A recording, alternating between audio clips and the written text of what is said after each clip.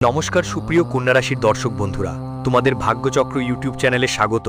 তোমাদের সুখের শেষ করবেই কেউ, যেই নাম শুনলে বুঝবে কে সে। আজ আমরা তার আসল মুখোশ খুলে দেখাবো। গুরুজি আজকের ভিডিওতে তোমার জীবনের সবচেয়ে বড় শত্রুর নাম বলেছে, এমন একটা শত্রু যার সঙ্গে তোমার সম্পর্ক আজকের নয় 7 জন্মের। যখন কেউ বিয়ে করে সবাই বলে সে আমাদের 7 জন্মের সঙ্গী, কিন্তু সবসময় ভালো দিকের কথা হয় না, খারাপ দিকও থাকে। আমাদের শত্রুর সঙ্গেও 7 জন্মের সম্পর্ক থাকে চারপাশে। আর এমন একজন মানুষ আছে যে হাত ধুয়ে তোমার পিছু নিয়েছে, গত 7 জন্ম ধরে তোমার জীবনে বিভিন্ন সম্পর্ক পালন করে তোমার সঙ্গে বিশ্বাসঘাতকতা করে এসেছে। আর এই জন্মে সে কোন সম্পর্কের রূপে তোমার সঙ্গে যুক্ত? সে কি তোমার বন্ধু, তোমার প্রিয় বন্ধু, তোমার সঙ্গে কাজ করা কেউ, তোমার ঘনিষ্ঠ আত্মীয়, বাড়িতে থাকা কেউ? ভিডিওতে গুরুজি আজ তার আসল চেহারা ফাঁস করে দিবে এবং তোমাকে বলবে যে তুমি তোমার জীবনে কত বড় ভুল করছো। এমন কিছু মানুষকে তুমি তোমার সবকিছুর মতো ধরে নিয়েছো যারা আজ অবধি তোমাকে কিছুই বোঝায়নি। তুমি কিছু এমন মানুষকে তোমার গোপন পরিকল্পনা শেয়ার করছো যাদের সব সময় তোমার সুযোগ নিতে দেখা গেছে, আর তুমি ভাবছো তারা তোমারই লোক। কিন্তু আসল কথা হলো তুমি দেখেও নিজের বিশ্বাসটা ঠিক বুঝতে পারছো না আর অন্ধবিশ্বাসে পড়ে যাচ্ছ। তোমার সামনে এমন কিছু মানুষ আছে যাদের তুমি নিজের মনে করো, কিন্তু যখন কাজের দরকার পড়ে তারা তোমার পাশে থাকে না। তোমার বন্ধুরা, তোমার বাইরের লোকজন, আশপাশের মানুষগুলো তোমার কাজে বেশি আসে, কিন্তু নিজের লোকেরা তোমার কাজে আসে না। কখনো কখনো তুমি দেখো যখন তুমি এগোচ্ছ, যখন তুমি যাও, সবাই তালি বাজায়, কিন্তু তোমার নিজের মানুষরা, তোমার আত্মীয় স্বজনরা, তারা তালি বাজায় না, বরং তোমার সঙ্গে মুখ ফিরিয়ে নেয়। এ থেকেই আমরা একটা কথা বুঝতে পারি, আজকের এই জগতে আমাদের নিজেরাই আমাদের সবচেয়ে বড় শত্রু।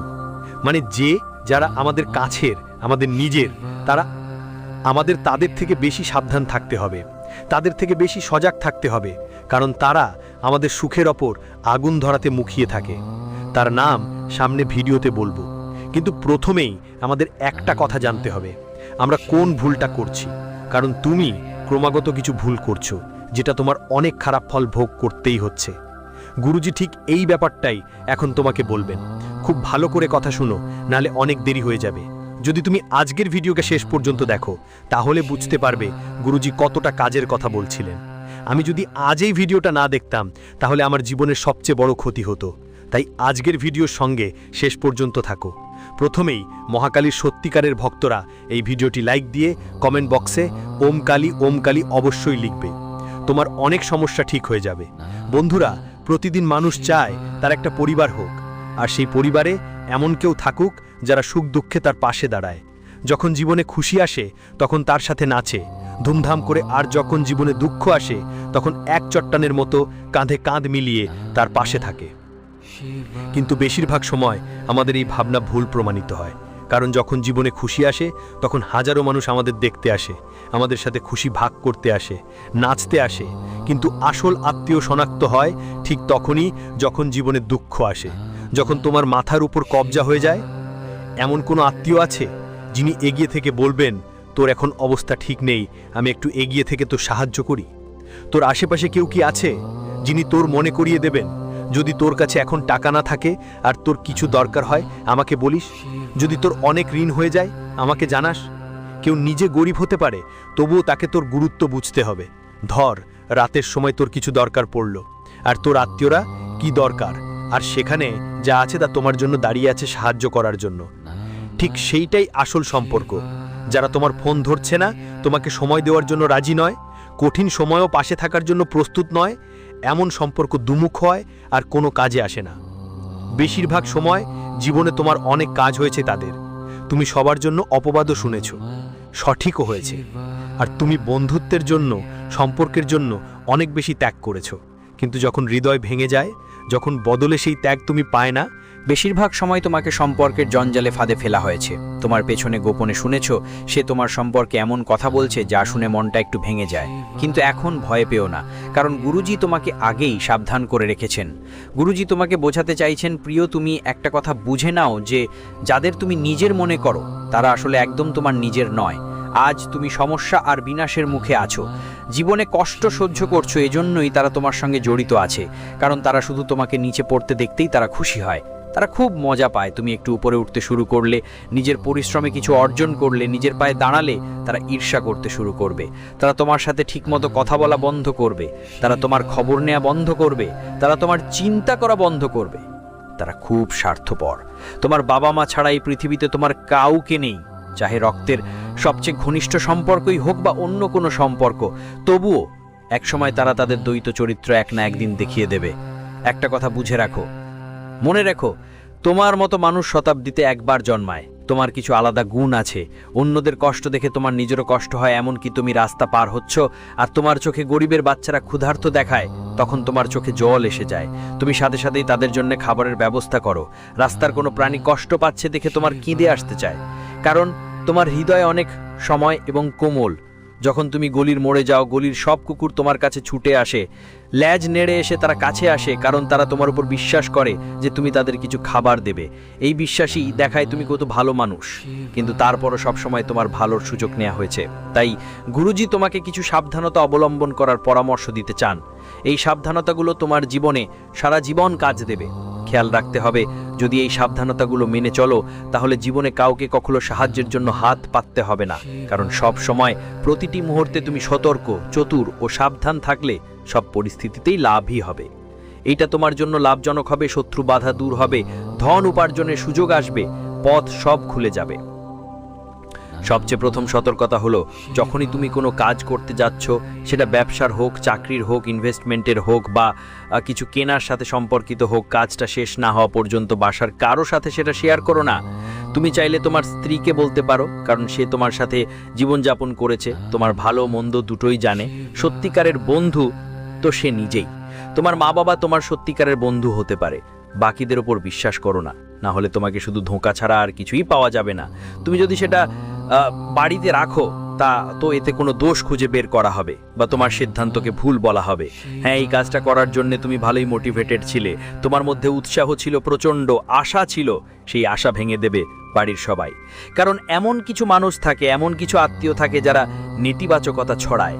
তুমি যদি টাকা লাগাতে যাও, তাহলে তারা বলবে তুমি টাকা লাগাও না, তোমার টাকা ডুবে যাবে, তুমি তো এত কাজ করছো কিন্তু কোনো রিটার্ন পাবো না, এমন কাজ আমরা আগেও দেখেছি, মানুষদের এতে ডুবে যেতে দেখেছি।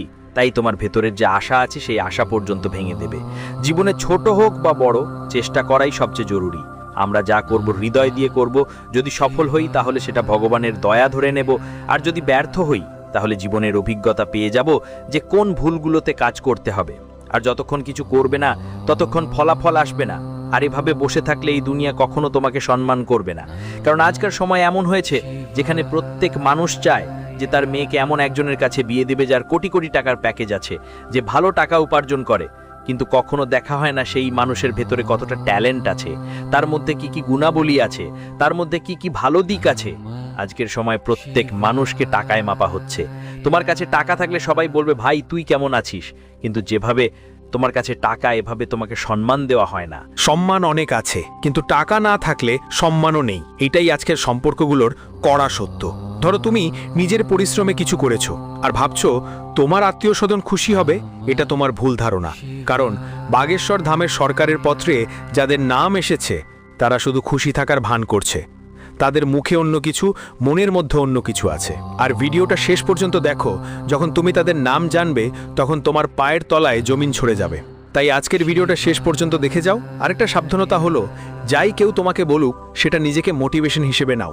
বাড়ির মানুষগুলো সবসময় তোমার খামতি খুঁজবে, তোমাকে তিরস্কার করবে, তোমার সিদ্ধান্তগুলোকে ভুল বলবে, কখনো কখনো তোমাকে তোমার অবস্থান অনুযায়ী ছোট করবে। কিন্তু এর মানে তোমার অন্তরে খারাপ লাগা চলবে না। এটা খুবই জরুরি, কারণ প্রত্যেক মানুষের ভিতরে একটা চিংড়ি জ্বলা খুব দরকার। চিংড়ি না জ্বললে জীবন কিছু না, চিংড়ি জ্বলে গেলে কিছু করা সম্ভব।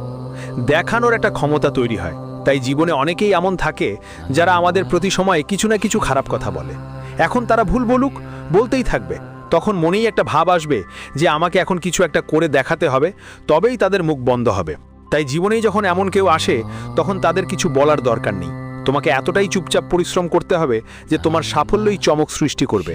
শুধু এই কথাটা মনে গেঁথে রাখো। পাশাপাশি চেষ্টা করো তোমার বাড়ির ব্যক্তিগত কথা বাড়ির বাইরে যেন না যায়, আশপাশে যেন ছড়িয়ে না পড়ে, কারণ এইসব জিনিস ব্যক্তিগতই থাকে। যখন কেউ আলোচনা করে, যখন বাড়ির আশেপাশের লেডিগের সাথে গল্প করে, তখন বাড়ির 10টা কথা বাইরে বেরিয়ে আসে।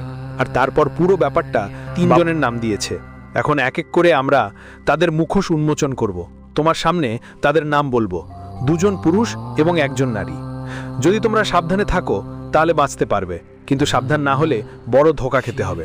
আজকের ভিডিওতে তোমাকে সব সত্যি জানাবো, এমন এক সত্যি যা তোমার মাথা ঘুরিয়ে দেবে। যেখানে তোমার যাদের তুমি ঘনিষ্ঠ মনে করেছিলে, যাদের তুমি তোমার বিশেষ সম্মান দিতে, যেগুলো মানুষের জন্য তুমি প্রাণ পর্যন্ত উৎসর্গ করেছিলে, তোমার বিশ্বাস ছিল যে হাজারো মানুষ আমাকে ছেড়ে গেলেও এই মানুষ কখনো আমাকে ছাড়বে না, বা এই মানুষ কখনো আমাকে ছাড়বে না, কিন্তু সেটাই ছিল তোমার সবচেয়ে বড় ভুল ধারণা। প্রথমেই যে মানুষটিকে তুমি সবচেয়ে বেশি গুরুত্ব দিতেই, তার নাম এম অক্ষর দিয়ে শুরু হয়। ইংরেজি এম অক্ষরটা নিয়ে খুব বেশি সতর্ক থাকতে হবে।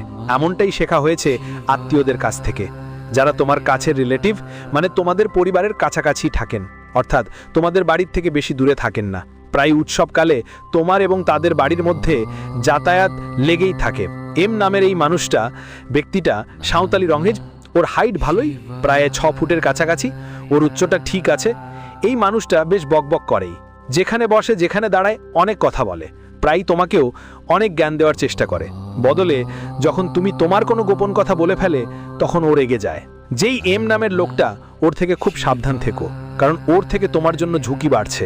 আসলে চাইলে বাগেশ্বর ধাম সরকারের কাগজে ওর পুরো নামও আছে, তোমাকে ওর পুরো নামটা জানানো দরকার। কিন্তু আমরা চাই না 2 আত্মীয়ের মধ্যে ঝগড়া করো না। তুমি তো বুদ্ধিমান, আর বুদ্ধিমান মানুষকে ইঙ্গিত দিয়েই বোঝানো যায়। এই এম নামের লোকটা তোমার কোনো খেয়াল করে না।